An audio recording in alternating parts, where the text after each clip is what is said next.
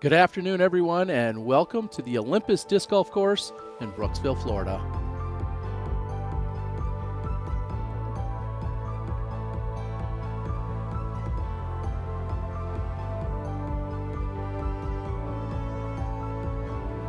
We're getting right into the action with Chris Dickerson on the tee of one.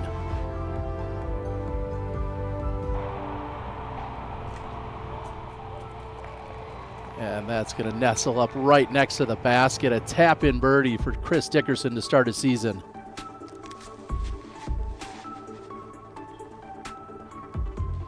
Simon Lizotte on the tee of 8.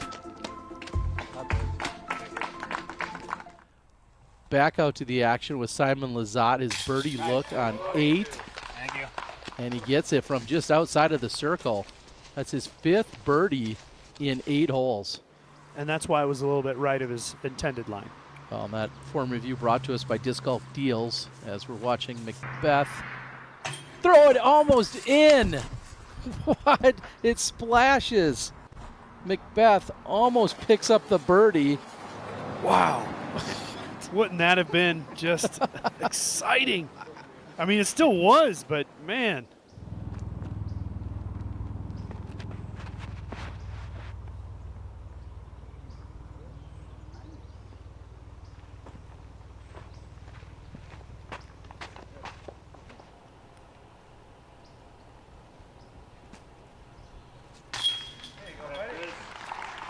Chris Dickerson picks up his 3rd birdie in the first 5 holes. It just opens up the angle for Calvin. I mean, he can kind of just power one and just let the disc work left. Naturally. Just skip, maybe a slide, and there it is. Oh, boy. Textbook from Calvin Heimburg. Up ahead on the green. Sure. Nice gentle stepper.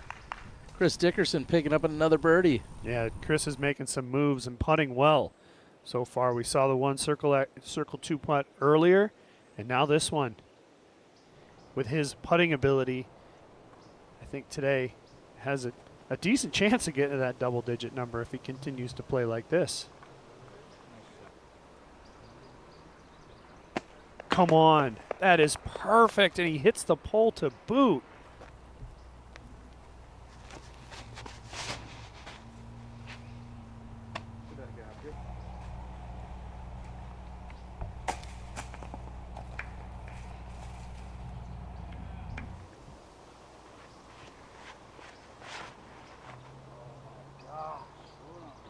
Not the release point that AB was looking for. That's going to skip down to the right side. The left side of the fairway is just more open for the majority of the flight. Highlight here for Barella. He gets that one to drop, puts it up on Anheuser, and it just finds left side of the chains and drops in.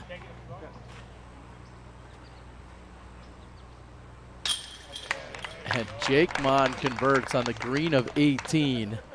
And you can see all that going down in the long shot there. That's where they're having the conversation. But Jake's like, hey, can you guys quiet down over there? You're OB, and I'm trying to lead the tournament. So Jake Mon officially out and front in the clubhouse at 7 under.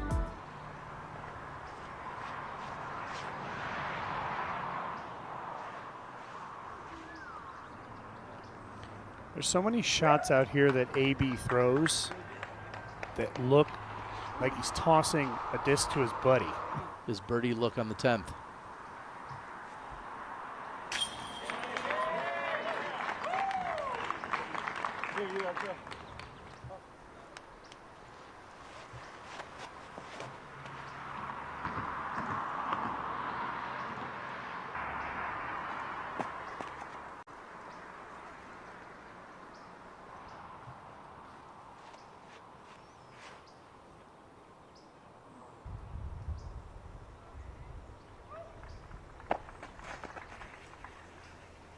They have to kind of go a little nose up and allow it to just float down. Yeah, you essentially just want to crest the hill and then let gravity do the rest of the work.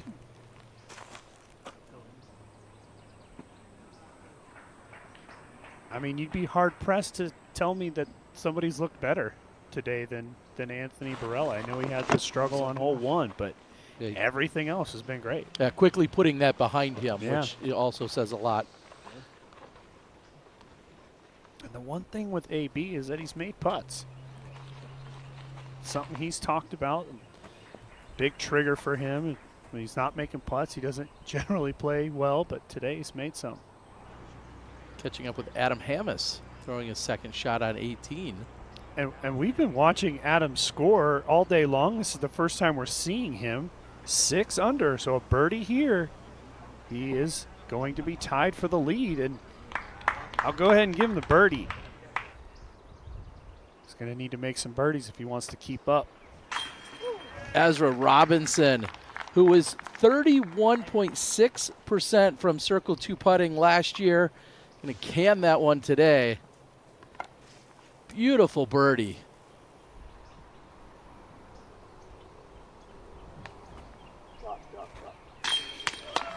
Called for just the right amount of drops that time. Macbeth does convert from Circle 2. Just a straight uphill shot. He's going to put just a little bit of turn on it. Just try to get it to flatten as it peaks the top of the hill. Looks perfect to me. And Simon Lazat even closer than the effort we just saw from Hammis. That's going to be a tap-in birdie for him to close out. Yeah, impressive day.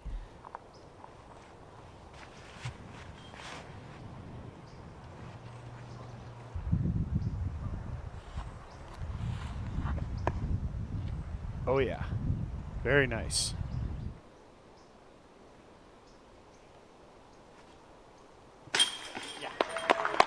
There's a reason Anthony Barella was 6th from Circle 2 in last year's overall standings. More than 33% connections for Anthony from C2. Picks up one here.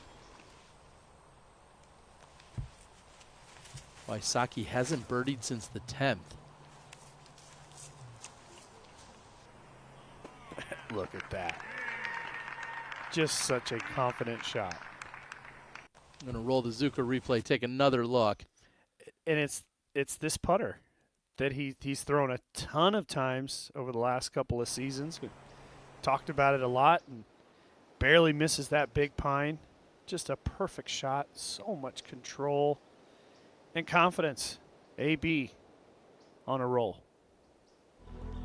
That tee shot. Yeah, depending on how far that kicked, bogey might not even be a possibility. Exactly. In doubles, now of course they were playing alternate shot. They went on to double bogey with a similar tee shot. What a tee shot from AB. It's not the first or last time Anthony Barella has made the catch cam turnaround. Heimburg looking to take advantage of this massive drive.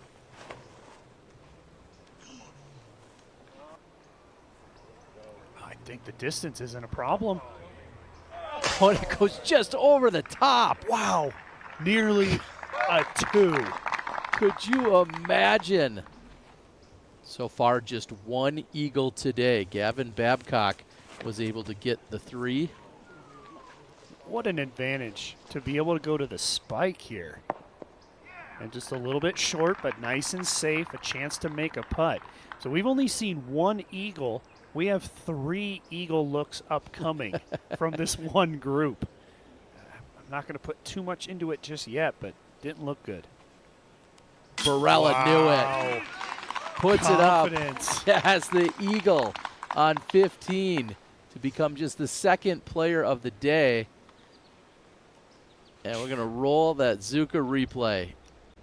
There was no doubt. There was 0 doubt in AB's mind. He didn't even watch it go in. He No. knew it was going there. Only 5 birdies today on 16.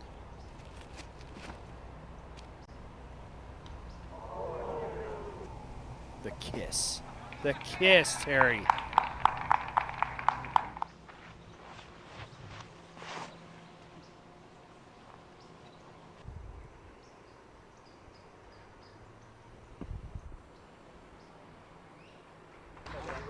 Just the right amount of touch.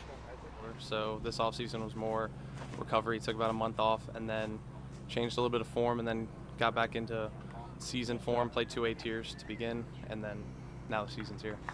What does it take to score well? I should say it's not easy to get all the way to the basket. I think you could kind of just lay it out safe relatively easily.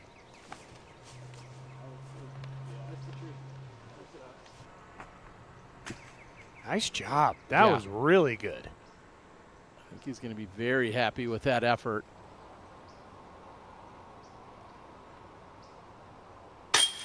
And AB will get to double digits. We were talking about it earlier today. Could someone possibly get there? And AB has just answered that question. On the 17th, he goes to 10 under.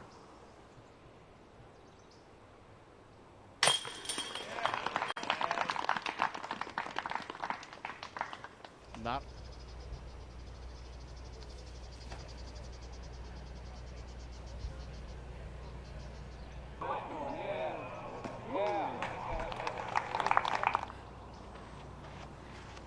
Here he goes. Dead calm. Yeah, nose down. That needs to start moving right, and it does. Yeah, pretty conservative forehand, actually, but that's prime position. Chris Dickerson with the birdie look, trying to close out 3 for 3, get 16, 17, and 18. And he does it, goes to 7 under. He'll likely be either 3 or 4 behind our leader in Anthony Barella.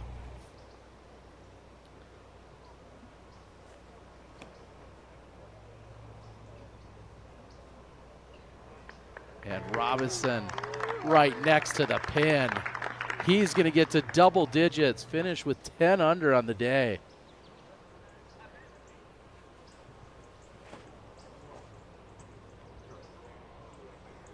This will be just fine for Anthony Barella.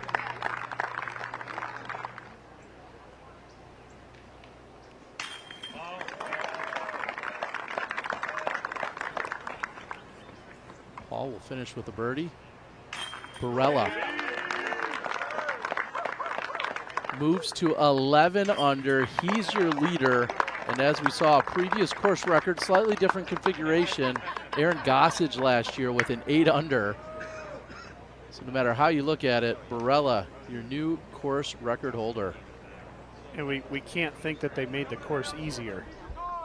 I mean, we know 16 is definitely more difficult than last year. Anthony Barella is maturing right in front of our eyes. And today was such a mature, professional round. Anytime he was in trouble, he battled through it. Hole 1, he just was nervous.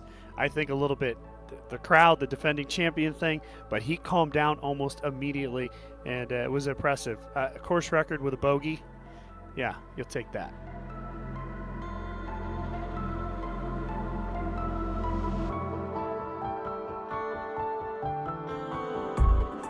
Hey everyone, Terry Miller, the Disc Golf Guy here. I feel like there's 2 options that remain.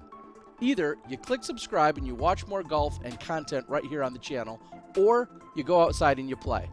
If you're not going to do those, then head on over to the Disc Golf Network and make sure you sign up so you can watch live disc golf almost every weekend.